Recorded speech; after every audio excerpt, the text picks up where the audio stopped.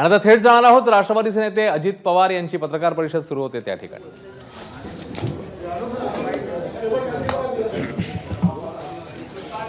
सुरू करू।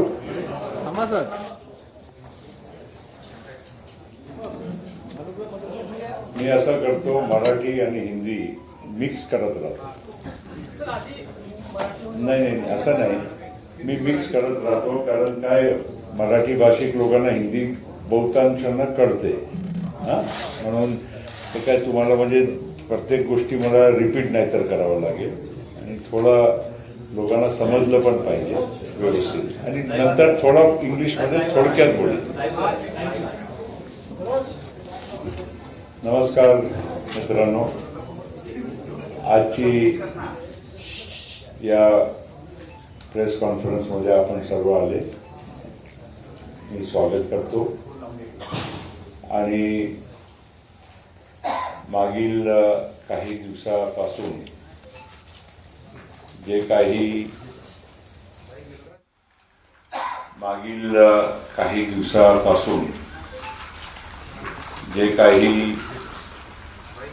राष्ट्रवादी काँग्रेस पक्षाच्या अंतर्गत काही घडामोडी जे आपल्या सगळ्यांना पाहायला मिळत आहे, त्या विषयावर थोडं अधिक माहिती आणि बऱ्याच काही संभ्रम निर्माण करण्यात आलेले आहे, काही चुकीच्या माहिती सुद्धा पसरवण्यात येत आहे,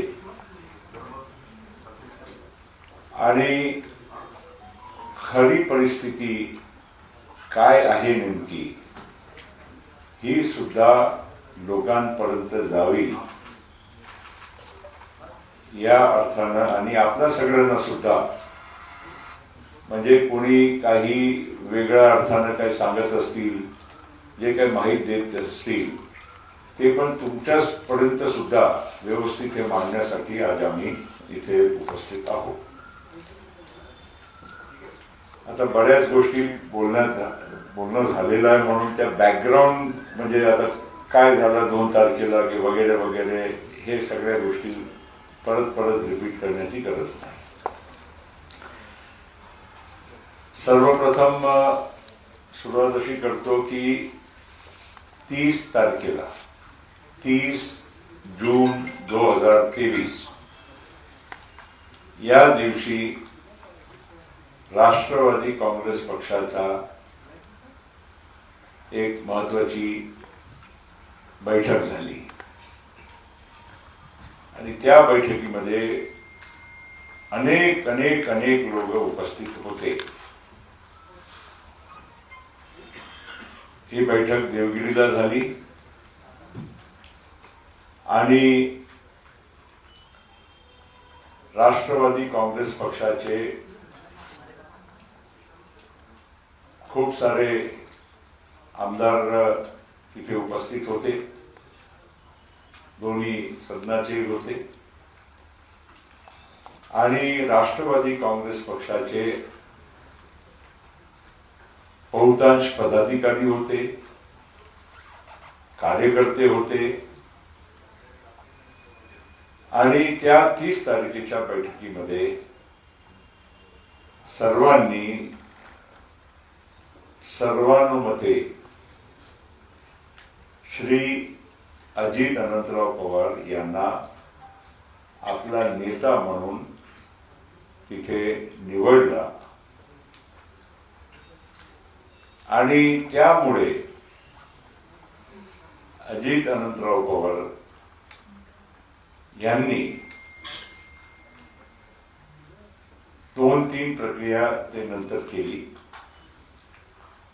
पहिली गोष्ट हे की महाराष्ट्र विधानसभेच्या अध्यक्षांना पत्राद्वारे सूचित केलं, नाही, पहिली प्रक्रिया ही होती की त्यांनी प्रफुल्ल पटेल म्हणजे मला नॅशनल वर्किंग प्रेसिडेंट म्हणून त्यांनी नियुक्त केलं आणि त्याच्यानंतर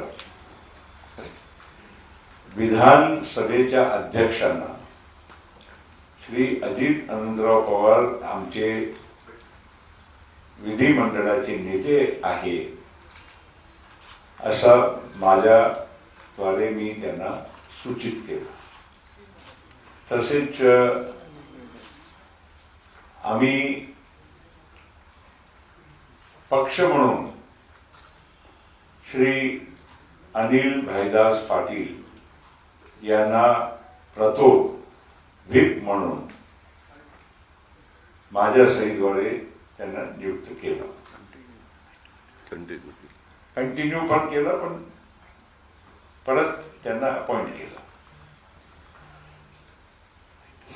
सायमल्टेनियसली आम्ही विधान परिषदेचे सभापतीला आम्ही कळवलं की श्री अमोल मिटकरी हे आमचे विधान परिषदेचे प्रतोद व्हीप म्हणून आम्ही त्यांना नियुक्त करत आहोत. आणि महत्वाची बाब ही आहे की आम्ही त्याच दिवशी 30 तारखेला बहुतांश म्हणजे 40च्या सगळं प्लसच आहे. आम्ही त्याच दिवशी आमदारांच्या ऍफिडेव्हिट आणि अनेक मान्यवरांच्या ऍफिडेव्हिटसह इलेक्शन कमिशन ऑफ इंडिया ला दिल्लीमध्ये आमचा अर्ज पिटिशन अजित पवारांच्या नावाचा तिथे आम्ही दाखल केला आहे. म्हणजे 30 तारखेपासून हा विषय जो आज आपण चर्चा करत आहोत ते इलेक्शन कमिशन आणि स्पीकर या दोघांच्या दारावर हा विषय आता पोचलेला आहे. आता महत्वाचं आणखीन मला हे म्हणायचं आहे की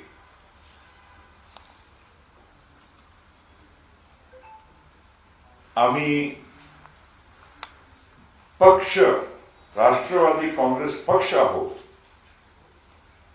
आणि म्हणून ऑटोमॅटिकली पक्ष हवा म्हणून सिंबल आणि बाकीचे जे काही बाकीचे विषय असतात ते आम्हाला हे मिळालं पाहिजे असं आम्ही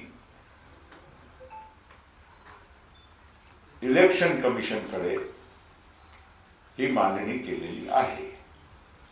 कृपया करून आपला सर्वांना मी कळवू इच्छितो की हे स्प्लिट नाही, हे कुठे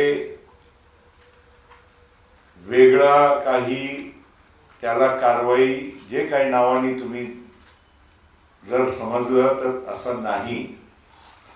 हा सरळ सरळ पक्षाची मेजॉरिटी ही अजित पवारच्या मागे उभी आहे.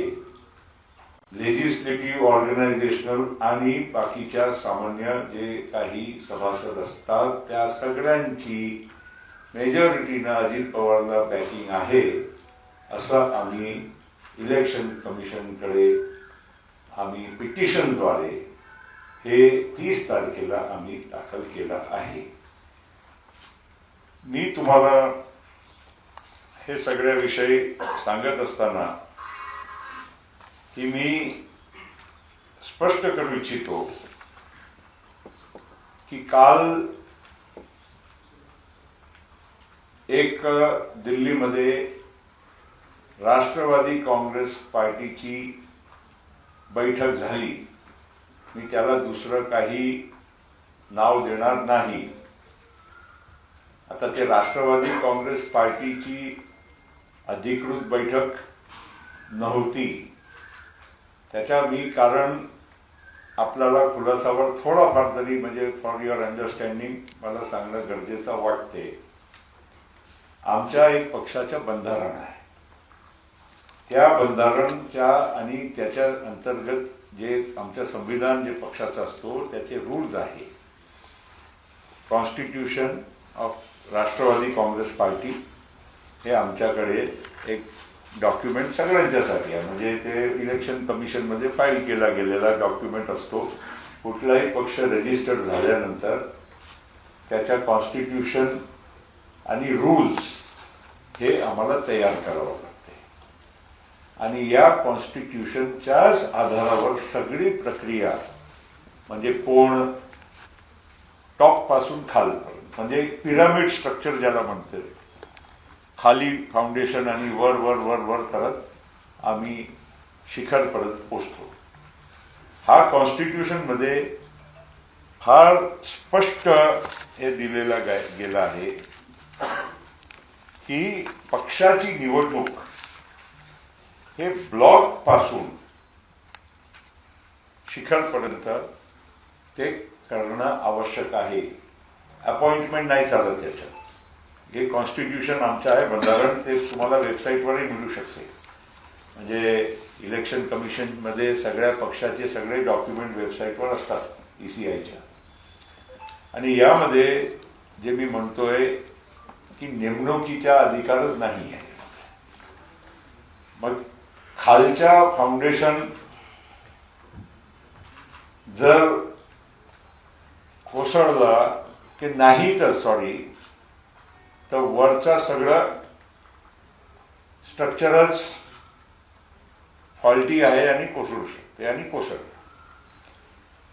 म्हणजे आता ब्लॉक पासून तालुका, जिल्हा, राज्य आणि अनेक राज्यापासून वर. आता मी तुम्हाला फक्त एक माहितीसाठी सांगतो की आमच्या एक सप्टेंबर 2022 मध्ये एक नॅशनल कन्व्हेन्शन झाला.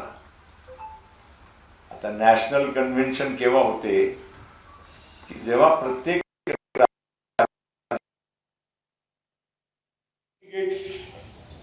समजा मी गोंदिया जिल्ह्याच्या आहे तर गोंदिया जिल्ह्याच्या डेलिगेट मुंबईला येईल तेव्हा मुंबईचं इलेक्शन होईल आणि मुंबईचं इलेक्शन झाल्यानंतर ते डेलिगेट इलेक्ट करतील आणि वर पाठवतील. आता हे टेक्निकल गोष्ट आहे पण हे महत्वाची आहे. शेवटी कॉन्स्टिट्यूशन आणि जे आमचे रूल्स आहेत त्याप्रमाणे हे स्ट्रक्चर यामध्ये स्पष्टपणे दिलं आहे. आणि म्हणून काल जी बैठक झाली आणि त्याच्या अगोदर जे 2022 सप्टेंबर 2022चे अधिवेशन, आता 2022च्या अधिवेशन झालं तरी हे खुलं अधिवेशन होता.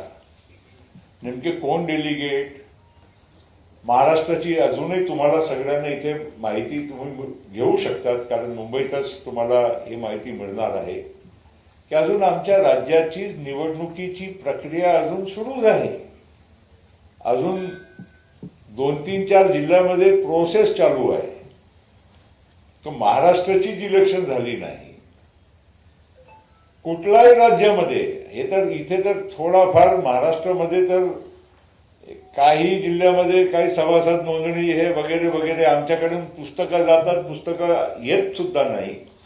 आता आम्ही अनेक वर्ष काम करत असताना आम्हाला सगळ्यांना म्हणजे जितके या मंचकावर बसलेले आहेत सगळ्यांना माहीत आहे समीक्षा बैठका व्हायची पण अजून आमची प्रक्रिया कुठेही पोचलेली नाही. आणि बाकीचे तर आता मी राष्ट्रीय पातळीवर एवढा वर्ष संघटनेचाच मी पदाधिकारी असल्यामुळे सगळ्या राज्यांची सप्टेंबर 2022 मध्ये माझ्या स्वाक्षरी ते सगळे मी राज्यांचे प्रमुख निवडले आहे. निवडले की म्हणजे ऍडॉक म्हणजे तुम्ही अमुक या राज्याच्या तुम्ही त्या राज्याच्या त्याच्या अधिकृत जर आमच्या कॉन्स्टिट्यूशन प्रमाणे म्हटलं तर अजिबात नाही. म्हणजे they are all appointed presidents of states, they are all appointed, there is no election कारण इथेच इलेक्शन व्हायचं आहे. मी तर अनेक वर्षापासून पाहतो की आमच्याकडे इलेक्शन झालेलाच नाही आहे. आता ठीक आहे, कुठलाही म्हणजे काही विषय असा इलेक्शन कमिशन समोर आला नाही म्हणून एक 2003 मध्ये आमच्याच एक इलेक्शन कमिशन पुढे प्रसंग आला होता, PA संगमावरसी शरद पवार 2003 साली. ते पण डाउनलोड करू शकतात, ते ECIच्या वेबसाईटवर आहे. आणि मग त्याच्यातून तुम्हाला बऱ्याच गोष्टी तुम्हाला तिथूनही कळेल. थोडक्यात म्हणायचे आहे की आमच्या ऑर्गनायझेशनल स्ट्रक्चर कम्प्लिटली फ्लॉड आहे. अजिबात आमच्या ऑर्गनायझेशनल स्ट्रक्चरचा ढाचा जे आहे ते स्क्रुटिनी विथस्टँडच करत नाही. आता अशा पार्श्वभूमीमध्ये कोण आता महाराष्ट्राचा जसा अध्यक्ष आहे समजा, नॉमिनेटेड आहे, but nominated again by whom? Nominated by everybody who is structurally flawed all the way. माझ्या सिग्नेचरने गेला आहे, पण माझ्या सिग्नेचरने जरी गेला असेल, माझ्यात जर स्ट्रक्चर तेव्हा फ्लॉड असेल, because everybody is appointed by somebody or somebody, but the whole structure of the organization has lacuna and drawback. Therefore, election commission मध्ये अनेक असे प्रसंग आलेले आहे. आमच्या पक्षाच्या एक जुना काळातला एक विषय, त्याशिवाय अनेक वेळा अनेक असे प्रसंग आहेत जेव्हा इलेक्शन कमिशननी वेगवेगळ्या पक्षाच्या अशा परिस्थितीमध्ये निकाल दिले गेले आहे. आता महत्वाचे हे आहे की सुप्रीम कोर्टचा आता आपला महाराष्ट्राचाच एवढा मोठा निकाल आता काही दिवसा अगोदरच लागलेला आहे. 5 जजेसची कॉन्स्टिट्यूशन बेंच खंडपीठ 5 जजेसची, त्यांनीच आपलाच महाराष्ट्राच्या आत्ताच मागच्या वर्षाचा जे काही प्रकरण होता त्याच्या अनुषंगानं त्यांनी एक निकाल दिला आहे. आणि त्या निकालामध्ये कोर्टाने जे सांगितलेलं आहे त्याचे जास्त मी नाही वाचत, कारण ते पण जजमेंट तुम्ही सगळ्या लोकांनी खूप सारा अभ्यास केला असेल. पॉलिटिकल पार्टी म्हणजे त्याच्या जजमेंट मधला एक काही 2-4 लाईनच कोट करतो. Political party and legislature party cannot be conflated, म्हणजे मिक्सअप नाही होऊ शकत. The contention of the respondents that political party and legislature party is inextricably intertwined is erroneous. म्हणजे दोन्ही एकमेकांशी जुळलेले आहे हे म्हणणं चुकीचं राहील. पॉलिटिकल अँड लेजिस्लेचर पार्टी आणि त्याचे कारण त्यांनी दिले. Parliament in its constituent capacity was conscious of the necessity of not allowing anti-defection laws to stifle intra-party dissent and the freedom of expression of legislators. म्हणजे तुमच्या पक्षांतर्गत काही विषय आले तो तुम्ही म्हणजे आमदारांचा किंवा जनप्रतिनिधीचा पक्षाच्या आदेशाप्रमाणे त्यांना म्हणजे बोलता येत नाही, काही कृती त्यांना करता येत नाही, असा होऊ शकत नाही, ही सुप्रीम कोर्टने एक पार्ट सांगितलेला आहे. It was with this objective that defences of merger and split which was later omitted वर इंट्रोड्युस्ड. म्हणजे आम्हाला कुठल्या पक्षामध्ये मर्ज करायचं असेल, कुठला आम्हाला तुकडा करून आम्हाला कुठल्या पक्षामध्ये जायचं असेल, काय वेगळं आम्हाला काही कृती करायची असेल, तो पार्ट कम्प्लिटली वेगळा आहे. पण इंट्रा पार्टी, विदिन पार्टी काही डिफरन्सेस असेल किंवा काही व्ह्यू असेल किंवा मेजॉरिटीच्या काही व्ह्यू असेल, ते कुठे यामध्ये या सुप्रीम कोर्टच्या लेटेस्ट जजमेंट प्रमाणे थांबवता येत नाही. The 10th schedule confers legitimacy to the actions of legislators which would otherwise lead to disqualification if a substantial number of legislators, 2/3 in the case of merger and 1/3 in the case of erstwhile provision of a split, in disagree with the political party. म्हणजे इथे काय आहे, म्हणजे split merger त्याच्यासाठी तुम्ही 10 शेड्यूलचा वापर तुम्ही केला, ते यार्डस्टिकचा यूज केला तर ते समजू शकतो. पण सुप्रीम कोर्टने व्हेरी स्पेसिफिकली सांगितलेलं आहे की कुठेही तुम्हाला इंट्रा पार्टीमध्ये जे काही तुम्हाला डिफरन्सेस किंवा त्याच्याबद्दल काय तुम्हाला संशोधन निकाल काय जे काय वगैरे वगैरे तुम्हाला करायचं असेल ते तुम्हाला कुठली हरकत नाही. सो म्हणून the 10th schedule recognizes the independent existence of the legislature party to the limited extent of presenting a defense to the actions of the legislators which would otherwise have amounted to defection. म्हणजे थोडक्यात म्हणजे बऱ्याच याच्यात म्हणजे अनेक I can keep reading, पण again as I said this entire judgement of the constitution bench of the supreme court in the recent matter of the Eknath Shinde faction being recognized as the Shiv Sena with the bow and arrow symbol. This is the judgment, the same judgment on the basis of which. आणि again महत्वाची गोष्ट ही आहे, supreme कोर्टाने आणि तुम्ही हे सगळ्या लोकांना आता म्हणजे खूप आमच्या अगोदर बऱ्याच वेगवेगळ्या पद्धतीनं ब्रीफिंग मागच्या जे काही काळात तुम्हाला झालं असेल. Who will determine the political party? That is only in the domain of the Election Commission of India. And who will determine actions of the legislators is the domain of the Speaker of the Assembly. हे दोन संस्था, कारण speaker पण संस्था आहे, election commission पण संस्था आहे, कॉन्स्टिट्यूशनल पोस्ट आहे. It cannot be said that the Speaker's action or the Election Commission's actions are not. They have always been upheld by the Supreme Court, because Supreme Court cannot go into the existence of a political party and the numbers or whatever the other things and how the political party stands recognized, who will lead the political party, वगैरे वगैरे. हे सगळ्या विषयावर महत्वाचा निर्णय एकच संस्था घेऊ शकते, ते आहे इलेक्शन कमिशन ऑफ इंडिया. आणि म्हणून इलेक्शन कमिशन ऑफ इंडिया कडे श्री अजित पवारांनी 30 तारखेला हे पिटिशन, नुसता कागद नाही आहे, ते पिटिशन आहे, ते पिटिशन दाखल केली आहे की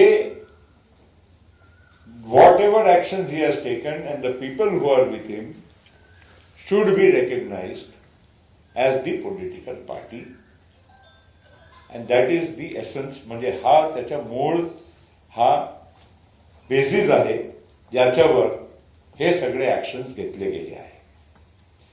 आता तुम्ही लोक अनेक वेळा म्हणजे विचारतात, कालच्या आता मीटिंगच्या म्हणून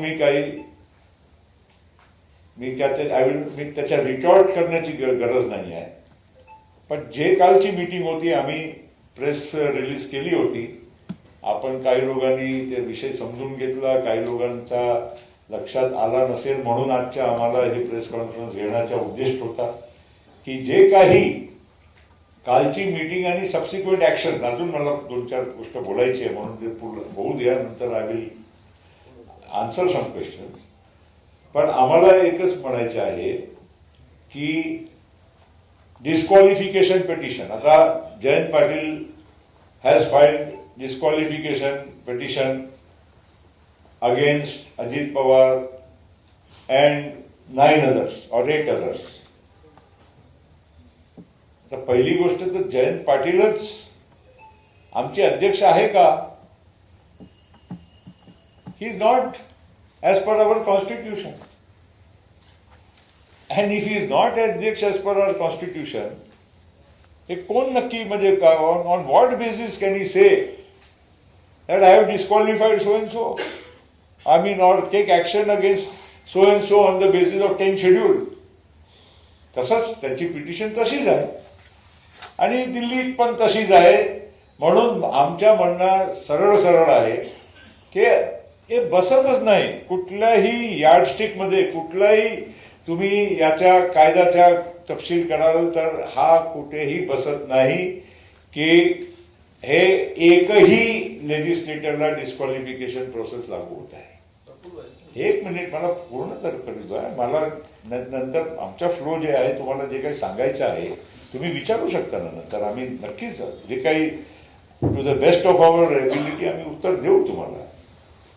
दुसऱ्या महत्वाचं हे आहे की जे काही जर माझ्याच अपॉइंटमेंट फ्लॉड आहे तर माझा अधिकारच मला फ्लो होतच नाही ना. मला अधिकार तर माझ्याकडे बाय लॉ आणि बाय कॉन्स्टिट्यूशन असलं पाहिजे. दॅट इज वाय आमच्या स्ट्रक्चर जे आहे ज्या ढाचा आहे तेच चुकीचं आहे. आता मी तुम्हाला अख्खा देशातली आमची कितीतरी, कारण एवढ्या वर्ष तुम्ही सगळ्यांना माहित आहे मीच पाहत आलो ना. एकही राज्यामध्ये किती राज्य आहे, एक अध्यक्ष आहे, अध्यक्षाचा पत्ताच आमच्याकडे आहे, फोन नंबर आहे, त्याच्या पलीकडे कोण त्याची कार्यकारिणी, कोण त्याच्या मागे तिथे माणसं आहे की नाही. काही अध्यक्ष आमच्या रेकॉर्डवर आहे जे अध्यक्षही राहिले नाही, काही सोडून पण गेले असे अध्यक्ष आमच्या अजून रजिस्टरमध्ये नाव चालले पण आहेत, पक्षातच मुळत नाही. ते दुसऱ्या पक्षात कोणी का म्हणजे असा काही गोष्टी असे पण आहे. म्हणजे अख्खा जर आमच्या स्ट्रक्चर त्याप्रमाणे जर आम्ही करायला गेलो आणि ह्या आमच्या म्हणजे शेवटी आपण काय म्हणतो कुठल्याही गोष्टीत जे आमच्या कॉन्स्टिट्यूशन आहे ते फायनल आहे आणि कॉन्स्टिट्यूशन प्रमाणेच आम्हाला काम करायचं आहे. तो कालची मीटिंग पण जे झाली त्यातला एकही पहिली तर मीटिंगचाच अधिकार नाही आहे आणि मीटिंगच्या नंतर जे काही निर्णय घेतले गेले त्याच्या अजिबात म्हणजे काही कोणावर लागू होत नाही. आता ठीक आहे तुम्ही अमुकाला काढून टाकला तमुकाला काढून टाकला, कोणी कोणाला काढू शकत नाही. हे decision election commission of India त्यांना पहिला घ्यावा लागेल आणि त्याच्यानंतरच स्पीकरच्या दारावर जाईल आणि स्पीकरला त्या अनुषंगानं बाकीचे जे काही आता मागच्या जे काही इश्यूज होते त्याप्रमाणेच त्यांना निर्णय घ्यावा लागणार आहे. तोपर्यंत nothing is applicable as far as any actions जे काही कोणाला एक्सपेल केलं आणि अमुक केलं तमुक केलं काही अर्थ नाही. सगळे आम्ही जे आहोत ते अधिकृत आहोत. आमच्या पिटिशन प्रमाणे आम्ही मेजॉरिटीमध्ये आहोत आणि त्याप्रमाणे जे काही ऍक्शन्स आम्ही घेत आहोत ते आमच्या बंधारणमध्ये आणि इलेक्शन कमिशन ऑफ इंडियाच्या जे काही निकष आहे त्यामध्ये आम्ही बसतो आणि त्यामुळे उलट जे ऍक्शन्स घेतले गेले आहे ते अवैध आहे आणि आम्ही जे काही आज आणि उद्या काम करू ठीक आहे. आम्हाला लेजिटिमसी इलेक्शन कमिशनच्या जे काही निकाल येईल ते आम्ही काही सांगू शकत नाही उद्या काय आहे, पण आम्ही पण अभ्यास केला आहे. आम्ही पण सगळ्या म्हणजे कागदाची तपशील केली आहे. आमच्याकडे जे काही माहिती पूर्णपणे माहिती आहे त्याप्रमाणे अजिबात आम्हाला कुठल्याही बाबतीत आम्ही तांत्रिक किंवा कायद्याच्या बाबतीत आम्ही काही चुकीचा आम्ही मार्गाने गेले आहोत किंवा आमच्या ऍक्शन्स कुठलाही आमच्या त्याच्यामुळे परिणाम आमच्यावर होईल, आमच्या पक्षावर होईल किंवा आमच्या आमदारांच्यावर की बाकीच्या जे काही आमच्या लोक आहेत त्यांच्यावर कुठलाही कारवाई करण्याच्या आजच्या क्षणी कुठलाही प्रसंग आणि प्रयत्न म्हणजे ते खरा ठरणार नाही. आता याशिवाय काय एक मिनट बोलता हूँ. अभी हिंदी एक मिनट अभी नहीं भुजबल साहब आपको पूछ रहा हूँ anything add to what I said. अच्छा ठीक है. आता अब मुझे हिंदी में बोलना है. नहीं एक मिनट फिनिश करता ना प्लीज जरा 2 मिनिटं. कसं आहे एकदा बोलणं झालं ना तर मला मग परत ते रिपीट करावं. आम्ही कुठे जात नाही ना. पाऊस आहे ना मस्त थांबतो. मला हिंदी नहीं, हिंदी हिंदी का मैं थोड़ा संक्षिप्त करता हूं, संक्षिप्त कर रहा हूं। एनसीपी के पिछले कुछ दिनों से कुछ पार्टी के भीतर के जो भी कुछ वारदात है, ये आप सभी लोगों के देश के सामने है। और इस संबंध में मेरा इतना ही कहना है कि 30 तारीख को, इसकी शुरुआत कहां से हुई, 30 तारीख को, 30 जून 2023 को श्री अजीत पवार के देवगिरी पर एक बड़ी मीटिंग हुई। उस मीटिंग में बड़ी संख्या में एमएलएस, एमएलसीज, पार्टी के प्रमुख नेता, कार्यकर्ता बड़े पैमाने पर वहां पर उपस्थित हुए और श्री अजीत पवार के नेतृत्व में हम काम करेंगे, ऐसा उन्होंने फैसला किया। उसके बाद श्री अजीत पवार ने मुझे राष्ट्रीय कार्याध्यक्ष की जिम्मेदारी वो मुझे सौंपी, जिसके तहत मैंने पार्टी के नाते महाराष्ट्र विधानसभा के अध्यक्ष और महाराष्ट्र विधान परिषद के सभापति दोनों को श्री अजीत पवार के विधान मंडल, मतलब विधान सभा और विधान परिषद के जो हमारे पार्लियामेंट्री पार्टी लीडर के नाते उनको, लेजिस्लेटिव पार्टी के लीडर के नाते उनको हमने नियुक्त किया है, चुना है, ऐसा हमने वहां पर पेश किया है। और साथ साथ में विधानसभा के अध्यक्ष को सूचित किया कि श्री अनिल भाईदास पाटिल वो हमारे व्हिप रहेंगे, प्रतोद रहेंगे, और विधान परिषद में श्री अमोल मिटकरी रहेंगे। उसी दिन हमने दिल्ली में चीफ इलेक्शन कमीशन के सामने एक पिटीशन द्वारा श्री अजीत पवार के नेतृत्व में हम ऐसे ऐसे तरह से हम लोगों ने काम करना है और इसलिए हमको पार्टी की मान्यता और चिन्ह हमको मिलना चाहिए। और उसी दिन हमने वहां पर 30 तारीख को पिटीशन एफिडेविट्स के साथ विधायकों की भी और बहुत सारे और लोगों की एफिडेविट्स के साथ हमने वहां प्रस्तुत किए। उसके पश्चात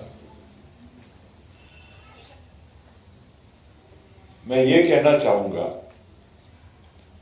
कि ये प्रक्रिया तो ये है, पर हमारे एक कॉन्स्टिट्यूशन है पार्टी का। कॉन्स्टिट्यूशन मतलब पार्टी का जो संविधान और उसके तहत रूल्स हैं जो इलेक्शन कमीशन के पास रजिस्टर्ड होता है, हर पार्टी को देना होता है, वो उनकी वेबसाइट पे भी है। हमारा भी कॉन्स्टिट्यूशन आपको इलेक्शन कमीशन ऑफ इंडिया की वेबसाइट पे उपलब्ध होगा। उस कॉन्स्टिट्यूशन के तहत पार्टी में हर स्तर पे चुनाव आवश्यक है और वो पिरामिड स्ट्रक्चर जिसको बोलते हैं, नीचे से पिरामिड बढ़ते बढ़ते शिखर तक जाता है। उस पिरामिड स्ट्रक्चर में चुनाव हमको करना अनिवार्य होता है। आप सभी लोग जानते हैं कि ये चुनाव की प्रक्रिया कई वर्षों से, मुझे तो याद नहीं है, कई वर्षों से हमारे पार्टी में हुई नहीं है। और इसलिए जो भी हमने अभी, जो भी हमारे, जैसे महाराष्ट्र के भी हमारे अध्यक्ष हैं, वो चुने नहीं गए हैं क्योंकि हमारे कॉन्स्टिट्यूशन में चुनाव है। हमारे कॉन्स्टिट्यूशन में मनोनीत करने का अधिकार नहीं है। भले वो चुनाव में कोई और उनके खिलाफ में खड़ा न हो, वो चुनाव मतलब फिजिकल वोटिंग हो ना हो, लेकिन प्रोसेस पूरी चुनाव की ये फॉलो करना पड़ता है, तभी चुनाव वो संभव होता है। मेंबरशिप होनी चाहिए। हमारे यहाँ पर हम खुद देखते हैं कि मेंबरशिप की प्रक्रिया भी अभी पूरी नहीं हुई है। कई किताबें आती है, वो मेंबर है, पर फिर भी जिले में अभी चुनाव की प्रक्रिया भी नहीं है और कितने सालों से नहीं हुई है। तो इसलिए हमारा ये कहना है कि मनोनीत जो भी लोग हैं वो सिर्फ कागज पे है, मगर उनको संवैधानिक, हमारे पार्टी के संविधान के हिसाब से 0 अधिकार है।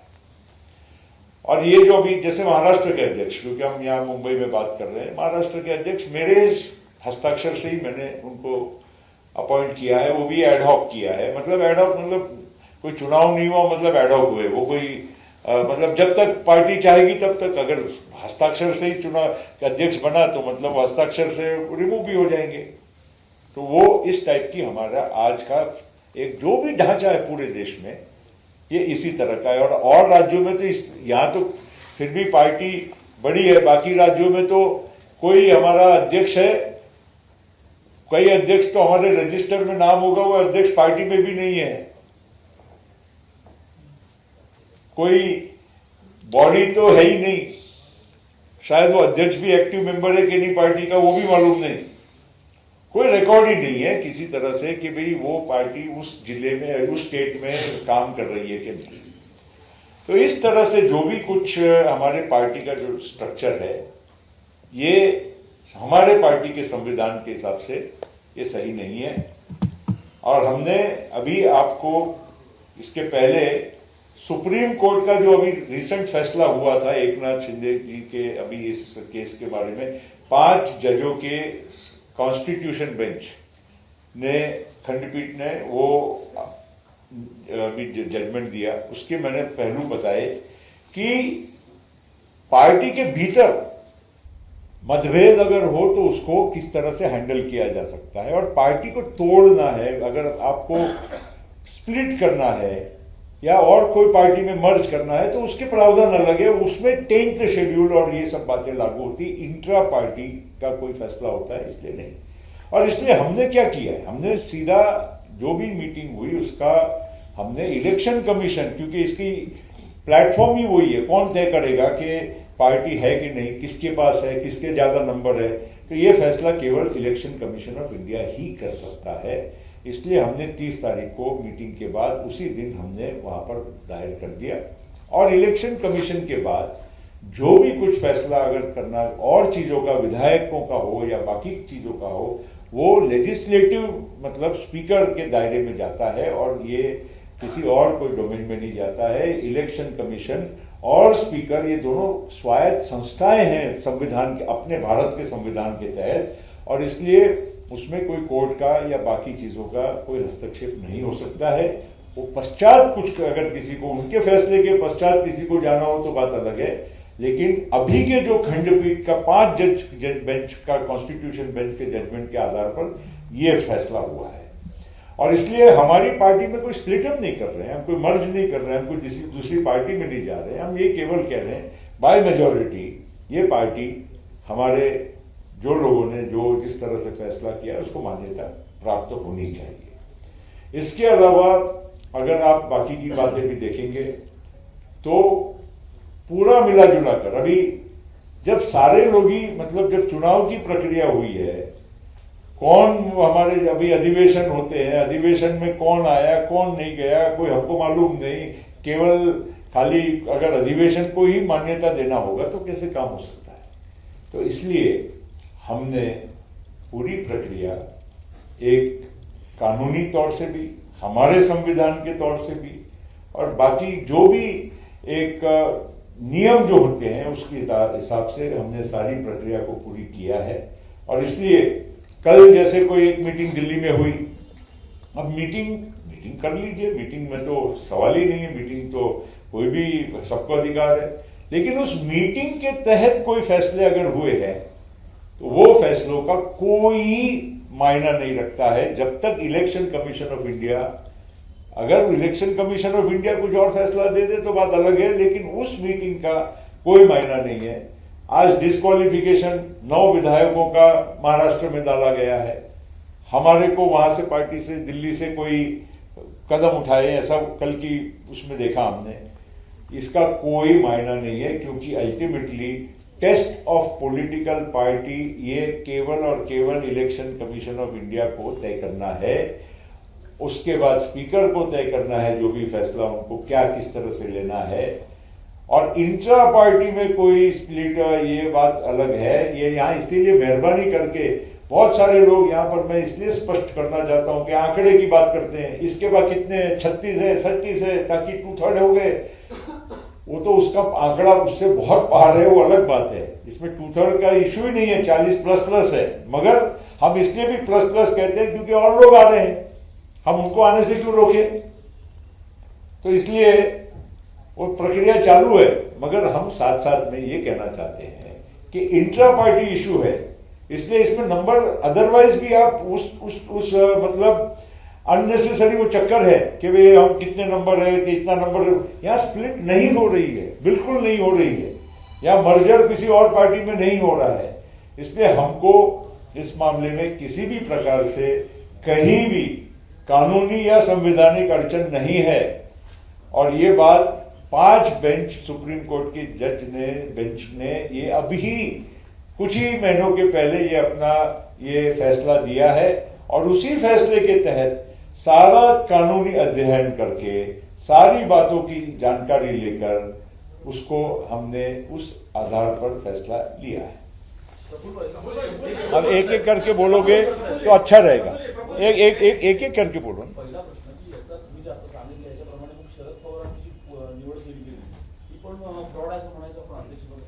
असा आहे, आमच्या पक्षाचे एक संविधान आहे, तेच मी वारंवार सांगत होतो। पक्षाच्या संविधानप्रमाणे जर घटनाप्रमाणे आणि नियमाप्रमाणे जर काम कुठलाही स्ट्रक्चर झाला नाही तर सगळंच म्हणजे इमारत कशी राहते? इमारतला उभा करण्यासाठी आणि कायम ठेवण्यासाठी तुम्हाला ते आधार जे आमच्या नियमाप्रमाणे पाहिजे ते दिसत नाही। आपने बताया कि जो ढांचा है, एक एक करके पूछो। मैं पार्टी का जो संवैधानिक ढांचा है उसके तहत अब तक काम नहीं हुआ, नियुक्तियां नहीं हुई, आपकी साइन से होती गई अब तक। तो इस समय में आपने कभी किसी आप सबने संशोधन की मांग की पार्टी प्रमुख से? एक और दूसरा, कल जो मीटिंग हुई शरद पवार साहब खुद थे, तो क्या उन्होंने अनधिकृत काम किया है? अगर उन्होंने वो मीटिंग ली है उनको कल हमने प्रेस द्वारा रिलीज किया ही था कि कल की मीटिंग अवैध है, क्योंकि कल की मीटिंग वो किसी भी तरह से नियम के बाहर है। और सुनो ना और ऐसे अगर तथाकथित, मतलब मैं ये नहीं कह रहा हूं कि हम, मतलब हाइपोथेटिकल बोल रहा हूं कि अगर कुछ ऐसा, अगर वो सोचता है कि भी ऐसा है वैसा है, तो फिर वर्किंग कमेटी के मेंबर्स और बाकी के मेंबर्स और मेंबर्स ऑफ पार्लियामेंट ऐसे ही नहीं निकाले जा सकते। ऐसा कोई नियम नहीं है, कोई ऐसा रूल्स में नहीं है। और इसीलिए जब स्ट्रक्चर ही फॉल्टी है, और इसीलिए हमने इलेक्शन कमीशन के द्वारा जो भी हमने पिटीशन की है, इलेक्शन कमीशन को फैसला करने दीजिए ना कि हमारी बात सही है या गलत है।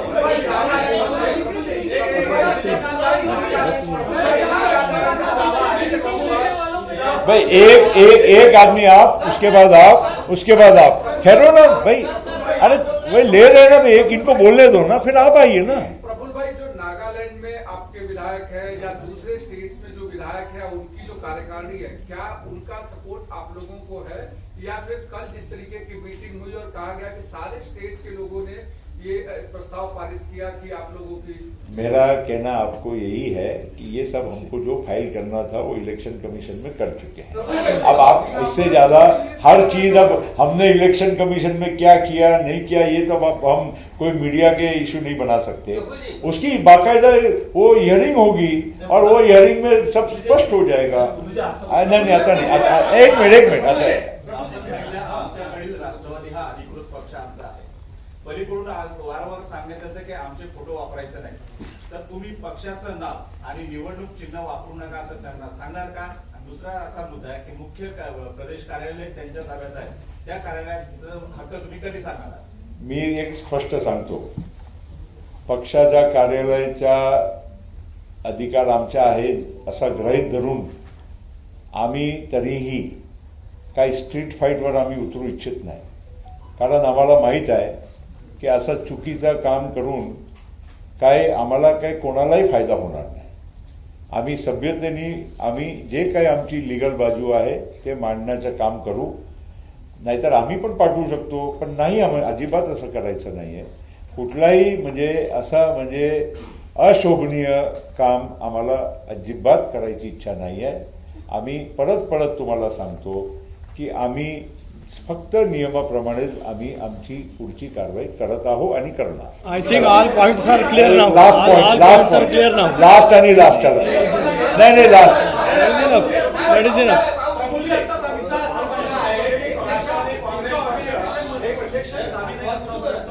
आणि त्याच्यामुळे हा पूर्ण काही स्ट्रक्चर जे आहे ते चुकीचं आहे असं तुम्ही सांगितलं. मग 30 तारखेला इलेक्शन झाली का आणि त्याच्यानुसार दादांची नेमणूक असो आपली नेमणूक असो ही झाली का याच्यावर एक स्पष्टीकरण. Election 30 commission तारखेला आम्ही that all 30 are तारखेला election commission. आम्ही पूर्ण प्रक्रिया आमच्या पद्धतीनं करून करून ॲफिडेव्हिट सह आम्ही 30 तारखेला इलेक्शन कमिशन मध्ये सबमिट केलं. आता ते खरं खोटं जसं तसं हे याचं उत्तर मी नाही देऊ शकत.